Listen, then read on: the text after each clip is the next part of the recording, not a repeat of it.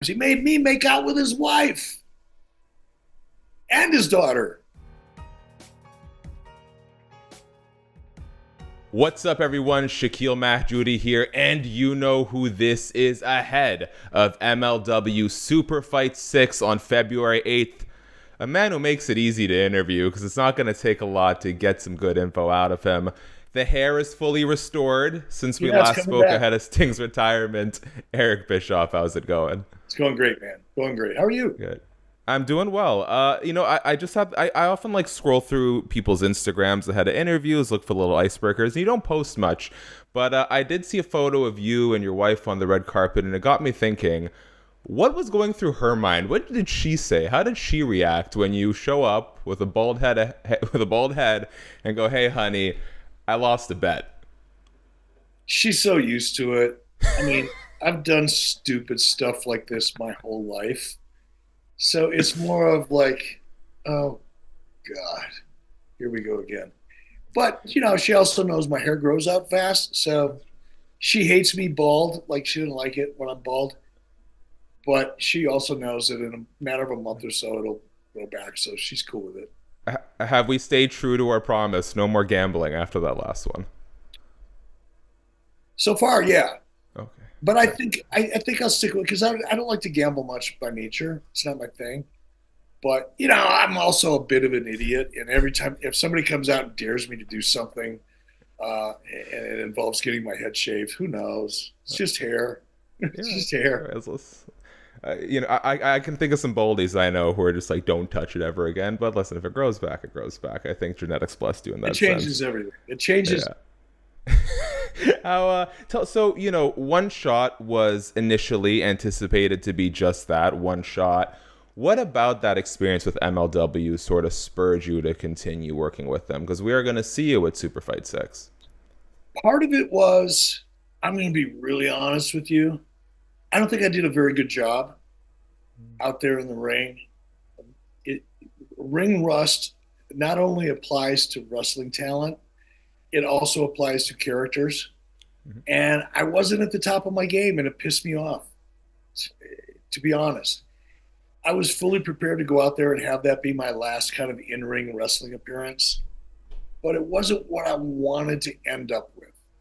I know I'm better than what I delivered, and I wanted one more shot at it. That's part of it. Not a big part, but a part.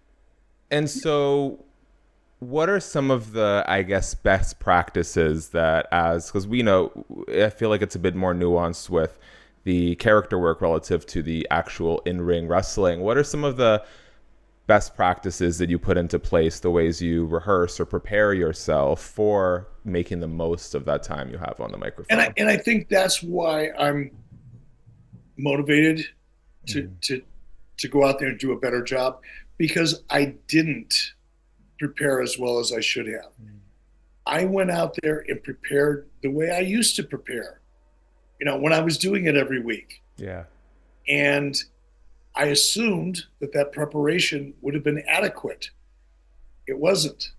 I was rough around the edges. My transitions weren't good. I kind of blanked out once during the whole thing. And it was just an awful feeling, by the way. Talk about feeling vulnerable. I felt like I was standing out there, completely naked. And I realized when I got back from the ring that, if I'm going to do this again, I've got to approach it like I've never done it before, as opposed to approaching it like I've done it a million times. I've done it a million times. And back in the day, I had a very unique way of preparing, but it worked for me then. It doesn't work for me now. I'm going to go out there and kick some ass this time. I'm happy to hear that. And I sympathize. The UFC took like a month break, and I get back into the swing of things with this last pay-per-view, and come Wednesday morning, I find out I have 11 interviews to do on Thursday, 10-minute block, and I'm like, I'm not quite as sharp. I've been focusing on the gingerbread cookies and the eggnog, and not so much on the tools. So I look forward. For people that don't do what you do or what I used to do, it's like, once you figure it out, it should be able to just be automatic, and it's not. It's a muscle, and you have to work it like the other. Your brain is a muscle. The way you process interviews and react, and creative approach to asking questions, it's not an easy job. It's a difficult job, and that's why you get good at it. Like you end up with a gig. But anybody that thinks you can just go out there and wing this shit is kidding themselves. So, with that being said, are you prepared to say that SuperFight 6 is the last in-ring appearance, or are you still going to sort of let the situation work fluidly? I fully intend for it to be, but I'm also honest with myself. And if something really, really cool came along that felt like it would be really fun, I'd have to do it again. It's not a definitive, but it could be, because who knows? I may never get another opportunity to do something really cool or really big again. It is what it is, and I'm fully prepared to accept that. But as long as I get one more shot, I'm gonna go out there and kick some ass. All right. Well, I appreciate you keeping such an open mind about both the career and the stakes in which you are willing to lose your hair, as long as you're consistent, Eric. All right, speaking of creative questions, let me ruin your day here. Would you rather have dinner with Tony Khan or Dave Meltzer? Why? There's nothing that I could learn about Dave Meltzer that would interest me or surprise me. He is what he is, and he is what he's always been. The only difference now is there are people like Bruce Pritchard and Jim Cornette and me and many others who have a platform that have actually been in the industry and involved in the things that Dave always likes to talk about, who exposed Dave for being the empty vessel that he really is. And I'm not interested in having another conversation with Dave Meltzer. He just doesn't have anything to offer me of interest. I know what he is. Tony, I think I hold out hope that somebody's going to be able to get to Tony and crack the consciousness code and help him see what he needs to do to fix his product or to take a different approach to it. So I would take that dinner as an opportunity to better understand how Tony's mind works and perhaps take an opportunity to help him crack the code for himself. So that'd be a worthwhile dinner to have. I saw a clip floating around of a recent podcast appearance Kurt Angle did with Chris Van Vliet, and the clip circulating was about a rib when Rikishi decided to use the washroom, cleanse himself pre-match, and then proceeded to give Kurt Angle a stink face with no wiping, no washing, no nothing. That's appalling, bro. That's pink eye just waiting to happen. We hear a lot of these ridiculous ribs. What do you think is the cleverest, most thoughtful rib that you've seen in your day? You know what? I never saw any. Ribs or thoughtful ones? I've never seen any real ribs. Okay. Look, I was an executive. I was president of the company. Usually if there was ribs going on, it was out of my line of sight, right? Mm-hmm. And we're going to do that shit right in front of me as the boss. So, and I wasn't on the road. The ribs usually occurred when guys have been out on the road 3, 4, 5 nights a week. It's like a giant frat party on wheels, and you get bored and you're entertaining yourselves, and that's where ribs come from generally. I was never part of that culture. I didn't travel on the road with the boys, so to speak. So I never saw much. I guess the closest one, this is considered a rib. At one of the WWE pay-per-views that I was involved in, Mae Young was going to hit me with the Bronco Buster, and I knew it was going to happen. It was part of the gig, and it's typical Vince McMahon, bathroom humor. He did it to his daughter. He made her take a stink face. He made half his roster kiss his ass on national television. It was just weird stuff that Vince got off on, right? He thought it was funny, and really, it was kind of harmless. Embarrassing, but harmless. And people got a kick out of watching it. Anyway, when I found out, okay, Mae Young's going to hit me with the Bronco Buster, I've been around long enough. It's just like, okay, just turn your face to the side and take it here and, laugh about it when you're done. But evidently, to add emphasis to the moment, to try to get a reaction from me, she went back and stuffed a can of sardines in her crotch to add effect, so to speak. And I didn't, of course, find that out till later. I didn't know it, and I didn't really notice anything at the time because, like I said, when I saw her coming, I was like, go ahead.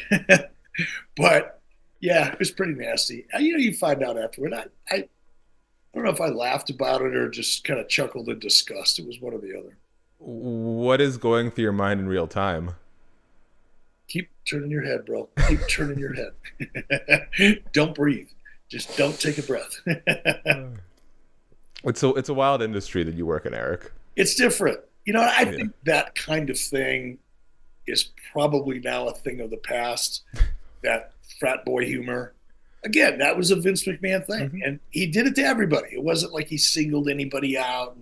I mean, he loved Kurt Angle, respected Kurt Angle, and he did it to Kurt Angle. He did it to his daughter. He's done it to his wife. How many times? He made me make out with his wife and his daughter. Probably the only guy you'll ever meet that's made out with a Secretary of Education and his daughter. Is this a badge of honor for you, I saw Eric? her on TV the other day. She's standing there behind Trapper going, hey, I made out with her. That was pretty awesome.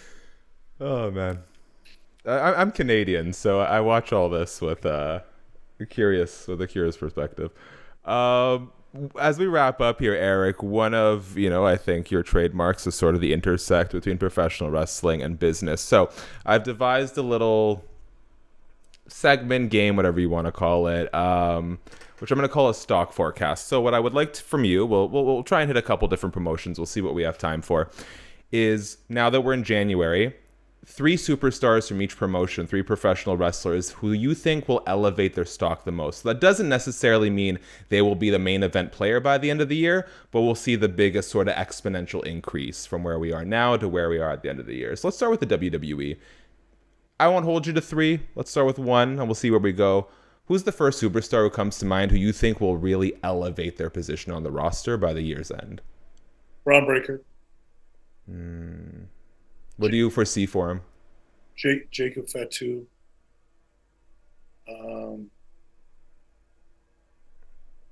That's about all I got right now. 2 is good. What do you sort of see for them by December 2025? It's so hard. I can't predict. I just know, I just feel, I don't know anything, but I feel the energy and I sense the crowd reaction to Braun Breaker. When I see him come out, I feel like I'm watching an earthquake preparing to erupt. And that's a good thing. Because if I'm feeling it, so is the rest of the audience. And once you make a connection to the audience, what that really is anticipation, which is one of the most critical aspects of developing a character or a story. When you create a character that the audience anticipates, they feel like something big is going to happen. They don't know what it is. They may not know what they want it to be, but they know something big is brewing inside. That's magic, and Braun has that magic. And it's so funny you mentioned those 2 names because I distinctly remember a very brief face-off outside of the ring on an episode of Raw between Braun and Jacob that had the crowd absolutely on its feet. And so I hope we get a chance to revisit that sooner than later. Now, this next promotion is going to take a little bit of, I feel like you don't have as much confidence in their ability to build stars right now. So when you look at AEW, I guess you'll have to sort of weigh in both the talent as well as the promoter's ability to mature that talent and elevate them. Who are 3 people who you think might be in a better position by the end of the year in AEW? None of them. That promotion is circling the toilet bowl.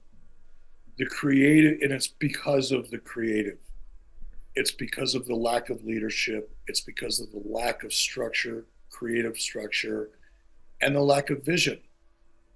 There's not a chance any one of those talents are going to be any more valuable as an asset 12 months from now than they are today or that they were 12 months ago. It's the place where your career goes to die.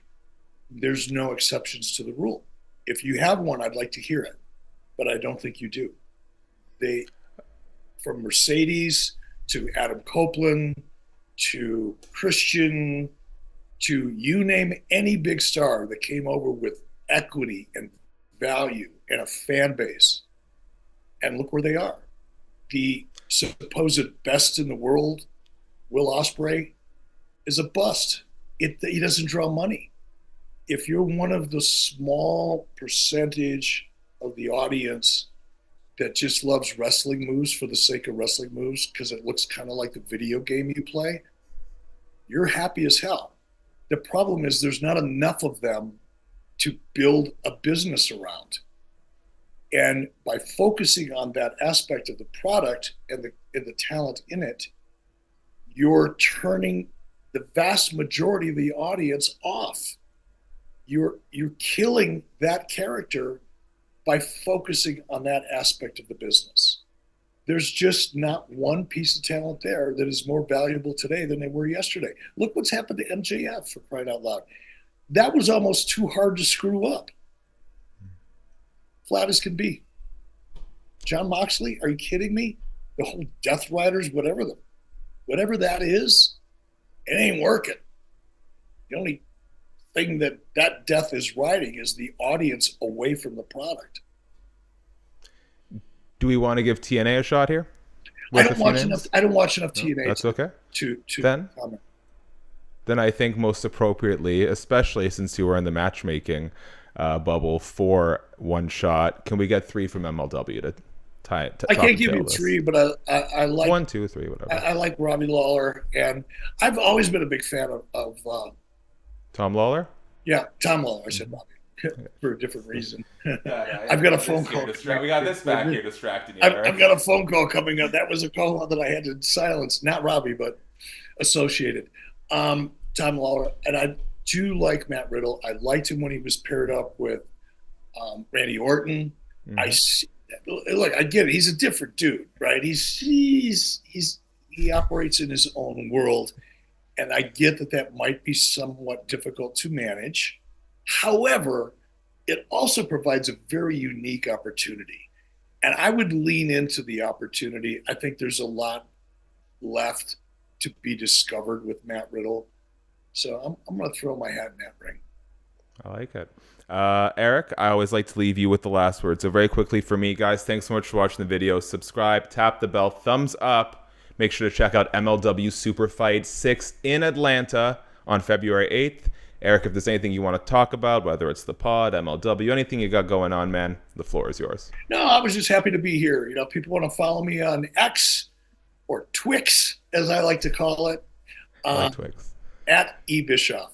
I like to stir some stuff up there, so come help me stir up some stuff.